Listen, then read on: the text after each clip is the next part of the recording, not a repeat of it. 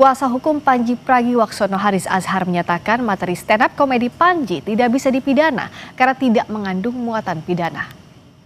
Kalau dari sisi hukum yang saya yakini, yang saya pelajari, yang saya suka belain orang, ekspresi itu dia jadi pidana jika dia menganjurkan satu praktek atau melakukan campaign kekerasan atau mengajak melakukan kekerasan atau mengajak satu praktek yang masuk kategori tindak pidana dalam pasal-pasal yang lain. Yang terjadi sama Panji, alhamdulillah ketawa semua. Gitu. Jadi simple, saya kasih kuncinya satu itu. Jadi kalau kebebasan berekspresi itu dipakai untuk mengajak orang, mengedukasi orang, mengajak sampai memfasilitasi terjadinya tindak pidana atau kekerasan, itu yang nggak boleh. Komika Panji Pragiwaksono akan diperiksa polisi Jumat terkait pelaporan atas pertunjukan mensrea. Bagaimana polisi harus menangani kasus ini dan bisakah Panji dipidana? Kita bahas bersama Komisioner Kompolnas Yusuf Warshim dan peneliti Posdem Universitas Andalas Ferry Amsari. Selamat malam Pak Yusuf juga Bung Ferry. Selamat malam Pak Yusuf. Bung Ferry, selamat malam. Malam saya ke Pak Yusuf. Apakah masih perlu kasus ini dibawa ke ranah pidana kalau dari sisi Kompolnas melihatnya? Baik, terima kasih.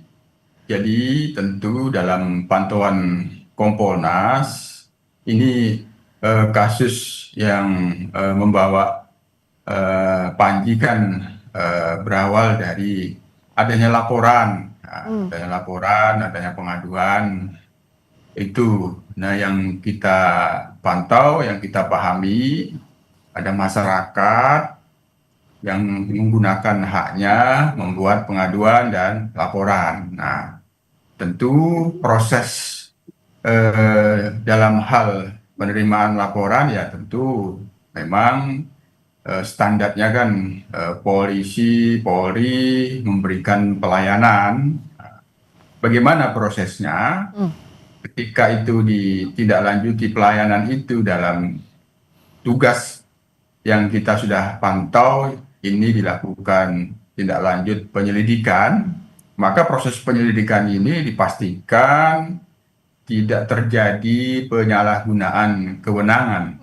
Oleh karenanya, proses penyidikan ini tentu harus memastikan betul prosesnya sesuai dengan prosedur dan terlebih lagi akuntabilitas ini yang akan menentukan apakah tuduhan dari masyarakat yang menggunakan haknya itu terhadap Panji ini bisa ada dalam bukti-bukti dan dalam fakta-faktanya atau tidak, yang disebut ada peristiwa pidana sehingga dapat dipidana atau tidak. Nah, proses ini jangan sampai terjadi penyalahgunaan kewenangan di dalam prosesnya. Itu yang kami pastikan sebagai pengawas, sehingga unsur delik yang dituduhkan oleh para pelapor, oleh para pengadu ini harus benar-benar terang, ada atau tidak. Nah, dalam pantauan kami, dalam proses penyelidikan ini, penyidik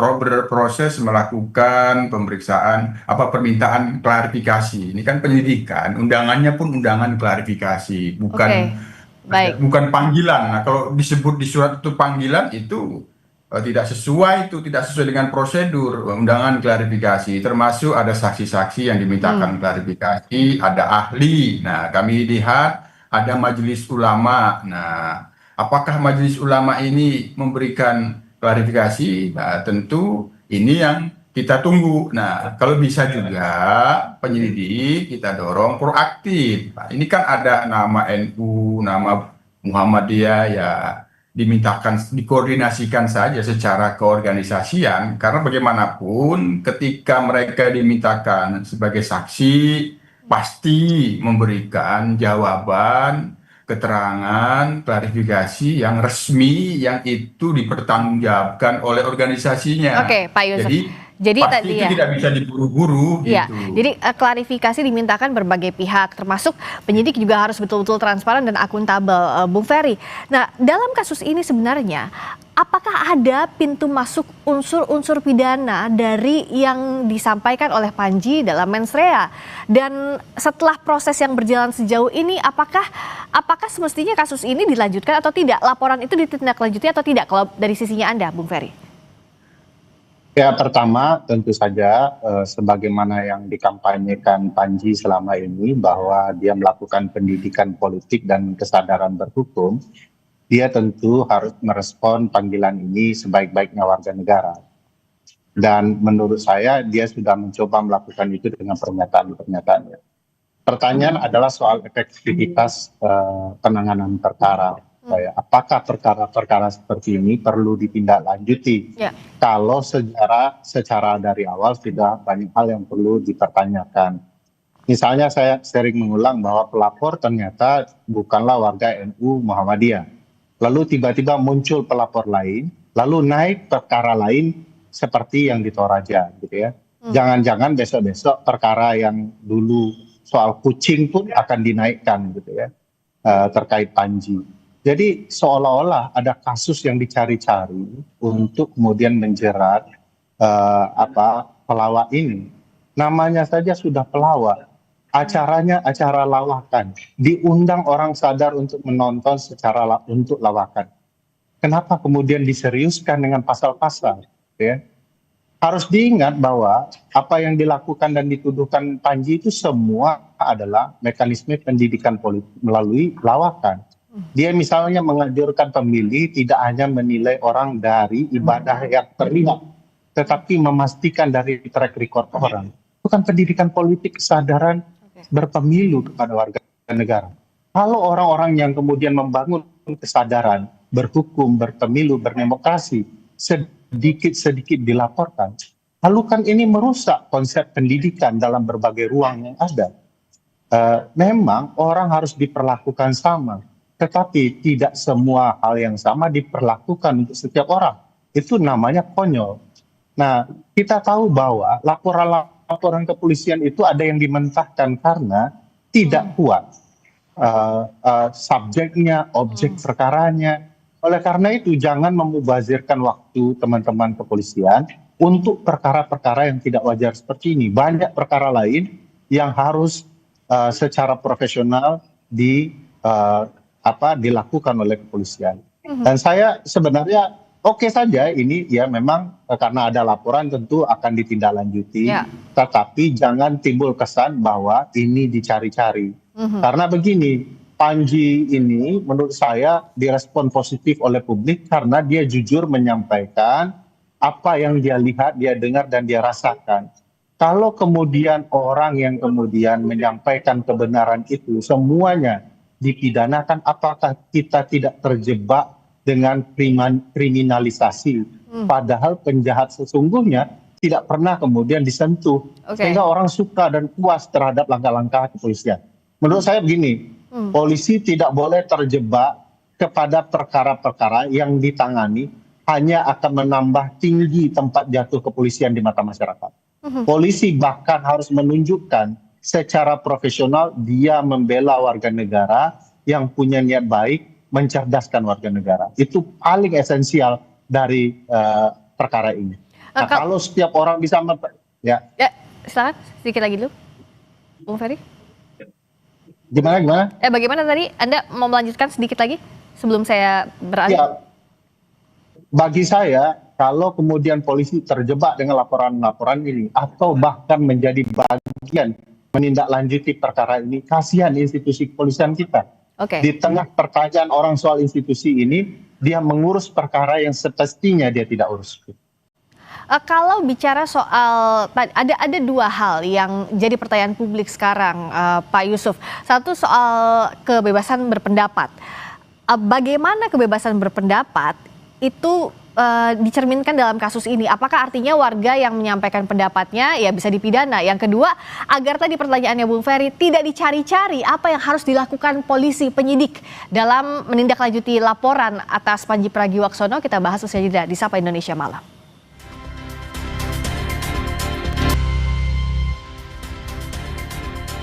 Kita masih bersama dengan Komisioner Kompolnas Yusuf Warshim dan peneliti Posdem Universitas Andalas Ferry Amsari. Pak Yusuf, jadi bagaimana agar dalam kasus ini tidak dilihat bahwa kebebasan berpendapat itu jadi ancaman? Yang kedua, agar membuktikan bahwa penyidik itu tidak mencari-cari unsur pidana dalam laporan terhadap Panji Pragiwaksono. Bagaimana menjelaskan ini, Pak Yusuf? Ya, tentu penyelidikan itu memang kan mengumpulkan bukti-bukti apakah ada peristiwa pidana yang dituduhkan atau tidak. Tentu yang dalam hal ini itu yang sebagaimana yang saya katakan, jangan sampai ada penyalahgunaan kewenangan sehingga yang sesungguhnya itu tidak ada buktinya tapi masih dicari-cari. Jadi oleh karenanya kesannya jangan sampai ada dicari-cari itu rekayasa gitu, itulah penyalahgunaan kewenangan. Oleh karenanya ini dibuat simpel saja. Makanya kalau dari awal saya itu sebenarnya belum masuk ke permintaan klarifikasi ke pihak terlapor. Pelapor ini yang harus didudukkan dengan meminta saksi-saksi ahli, pendapat ahli, kalau itu kaitannya dengan agama Islam, ya meminta pendapat dari MUI, apakah di sini memang ada unsur-unsur yang menistahkan. Kalau menurut MUI tidak ada, ya saya kira sudah kelihatan itu tidak perlu ditambah-tambahin lagi. Nah, sepanjang yang seperti yang saya maksud dibuat sederhana, maka unsur-unsur yang mengarah ke penyalahgunaan kewenangan sehingga dicari-cari, nah, itu akan terhindar. Yang kedua, tentu yang kami pastikan lagi bahwa apa yang dilakukan oleh kepolisian, terutama Polda Metro Jaya, bahwa ini memang karena murni ada pengaduan dan pelaporan, dan yang kita pastikan sebagai pengawas bahwa ini bukan didorong-dorong oleh pihak kepolisian. Itu yang tidak boleh. Nah, karena ada masyarakat yang sedang menggunakan haknya, maka tentu harus memberikan kepastian. Nah, kalau saya dari awal itu mendorong belum sampai ke permintaan klarifikasi ke terlapor, dimintakan dulu saja yang dijadikan korban, yang dinistakan Islam misalnya. Nah, para ulama itu diminta keterangannya. Ini menistakan tidak, tersinggung tidak. Nah, soal ini ada perbuatan. Mungkin ada perbuatan melawan hukum, tapi itu tidak bisa dipidana, misalnya hanya dalam tataran patut dan tidak patut, persoalan etika, misalnya seperti itu. Kan itu bisa saja. Itu kalau yang kita dorong agar persepsi bahwa dicari-cari oleh pihak kepolisian itu terhindar. Semata-mata untuk memberikan kepastian, ini laporan, ini pengaduan, kalaupun tidak dilanjutkan, ini alasannya. Baik, Pak Yusuf, kita tangkap di sana sambil kita juga perbaiki. Tampaknya ada suara yang cukup mengganggu. Mungkin ini ada kendala dalam sambungan Zoom-nya. Nah, tapi saya mau ke Bung Ferry. Bung Ferry masih bisa dengar suara saya tidak? Ya. Bung Ferry? Ya. Mbak Priska, ya, saya dengar. Oke. Nah, Bung Ferry, kalau bicara soal tadi, kata Pak Yusuf kan ditanyakan juga klarifikasi dari pihak-pihak yang mungkin bisa jadi berpotensi merasa terganggu. Terakhir kan Panji ini bertemu dengan MUI. Meskipun MUI memberikan nasihat untuk Panji dan Panji juga menerima nasihat itu untuk memperbaiki kontennya ke depan. Nah, apakah perlu dengan setelah ada klarifikasi ini masih dilanjutkan lagi ke ranah hukum? Ya, saya pikir begini ya, kalau menista agama kok kejauhan ya, karena kalau yang nonton stand up comedy itu kan tahu ya, bahwa Panji menjelaskan jangan memilih orang hanya karena dia kelihatan sholat. Lihat juga track recordnya. Jadi jauh sekali ceritanya itu. Bahkan dalam bahasa agama juga ada tuh surat Al-Ma'un itu ya. Celakalah orang yang sholat gitu ya. Siapa yang sholat celaka itu ya karena dia berperilaku ria, memamer-mamerkan ibadahnya gitu. Nah, Panji bercerita bahwa di pemilu kemarin ada tuh yang suka pamer tiba-tiba sholat. Jangan Anda milih hanya karena itu, tapi juga track recordnya. Jadi kalau kemudian ini menista agama, kayaknya ulamanya nggak nonton acara. Oke, tapi dengan pertemuan dengan MUI kan sudah clear ya semestinya, begitu. Apakah dengan Panji menerima nasihat itu seperti apa, Bung Ferry?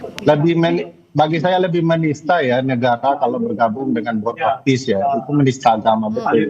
Balik ke kasus Panji gimana? Tapi ya bagi saya jangan kemudian hal yang menurut saya bisa diselesaikan dengan baik lalu kemudian dibesar-besarkan, karena kemudian Panji ini pasti akan mendapatkan sorotan. Yang nonton langsung saja 10.000, entah jutaan yang di Netflix, sehingga kemudian orang fokus membahas kasus ini dan lupa hal-hal yang lain, kasus-kasus lain. Ada anak yang bunuh diri di NTT, kasus penanganan banjir yang belum selesai. Bagi saya ini bagian dari cara-cara negara yang menurut saya berlebihan. Jadi negara sudah tahu nih kasus ini tidak masuk akal, orang stand up kemudian diproses. Tiba-tiba muncul kasus lain. Kalau kemudian pelapornya salah, muncul lagi pelapor lain. Kita tahu bahwa ini akan menimbulkan kesan bahwa perkara ini dicarikan pembenarannya untuk terus ditindaklanjuti. Dari sana saja tidak kelihatannya. Ya. Oleh karena itu, supaya ini tidak berlarut-larut, ya, bagi saya sederhana saja. Yang kemudian perkara yang jelas-jelas dilindungi oleh konstitusi nggak diurus polisi, itu selesai cepat ya. Jadi perkara juga tidak menumpuk dan teman-teman kepolisian segera akan mendapatkan jempol ya bahwa mereka tidak terlibat ke hal-hal yang kemudian bisa dipropaganda sedemikian rupa dan menjadi tidak sehat bagi kepolisian. Saya sadar di dalam konsep kepolisian tentu perkara ini dicoba ditelaah dulu agar kemudian bisa menjadi presisi seperti bahasa polisi ya untuk memutuskan lanjut atau tidak lanjut. Tetapi jangan hal yang mudah dipersulit bagi saya. Begitu dilihat bahwa ada hak orang merdeka untuk berpendapat kemudian terganggu dengan proses pelaporan yang sudah posisi bilang tidak memenuhi. Ada banyak kasus yang bisa saya contohkan bahwa polisi segera merespon. Ini bukan perkara yang harusnya diurus polisi. Ini kalian saja menyelesaikannya, gitu ya. Bukankah polisi juga mendorong untuk perkara-perkara kecil ini tidak diselesaikan dengan perkara hukum yang rumit? Jadi diselesaikan saja baik-baik, gitu ya. Nah jadi agar tidak menimbulkan syakwa sangka, tadi seperti juga yang sudah sebelumnya disampaikan oleh Pak Yusuf bahwa ya perkara ini akan dibuka seterang-terangnya semestinya demikian agar bisa dilihat apakah memang ada unsur pidana atau tidak. Jangan juga dicari-cari jikalau memang tidak ada unsur pidananya. Publik akan menantikan dan juga akan mengawasi proses yang berjalan saat ini. Terima kasih Pak Yusuf Warshim, Komisioner Kompolnas. Terima kasih peneliti Posdiam Universitas Andalan, Ferry Almasari. Terima kasih udah tadi. Selamat malam.